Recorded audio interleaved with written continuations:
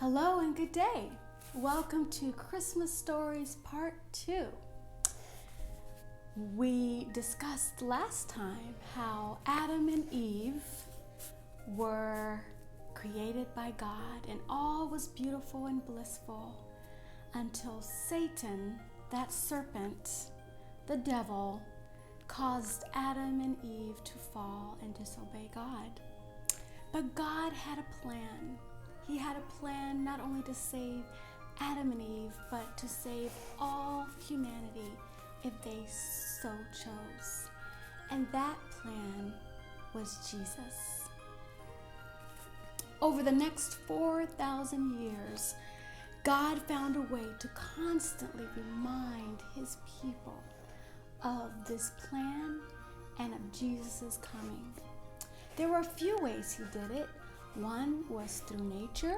Another one was the way he used his prophets. He always had prophets during different stages and time to proclaim the coming of the Lord. And also through the rituals and the ceremonies. All of those rituals and ceremonies were pointing to the Redeemer, to the Messiah's coming. I want to read to you some of the messages that God gave to the prophets. There's one in particular Isaiah wrote in Isaiah chapter 7:14, "Therefore the Lord himself will give you a sign." He was always giving signs. "The virgin will conceive and give birth to a son and will call him Emmanuel." That was hundreds of years before Jesus even came, and God was still giving those signs. He also gave signs to the prophet Daniel, and he even told the prophet Daniel, 77s are decreed for your people. He gave him a timeline. "And your holy city to finish transgression, to put an end to sin." Who was going to put an end to sin? "To atone for wickedness, to bring in everlasting righteousness." Daniel 9:24. He also gave the signs through nature. We know that there were some wise men when Jesus was born that knew that Jesus was sure to come because of the star that they were able to follow to find Jesus. And throughout the Old Testament,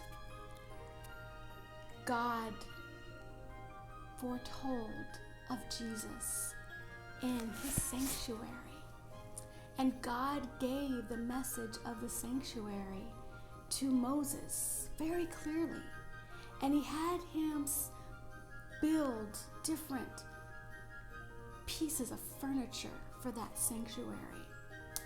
And there is the bronze laver, there is the altar of incense, there is the altar of burnt offering, the table for the showbread, the ark of the testimony, the gold lampstand.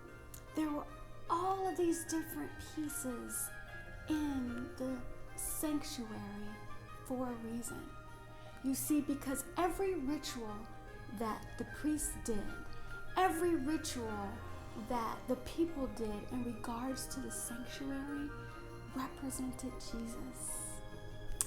And most of it represented Jesus and his sacrifice and his coming. So everything they did, festivals, everything they read through the prophets was to foretell of the advent, of the first advent of Jesus. And it was the mission of the people to get themselves ready for the first coming of Jesus. But it was also the mission to get others ready as well. Jesus is the reason for the season. And this is a wonderful time to remember his coming and to remember his provision of salvation to us. Have a great day and God bless.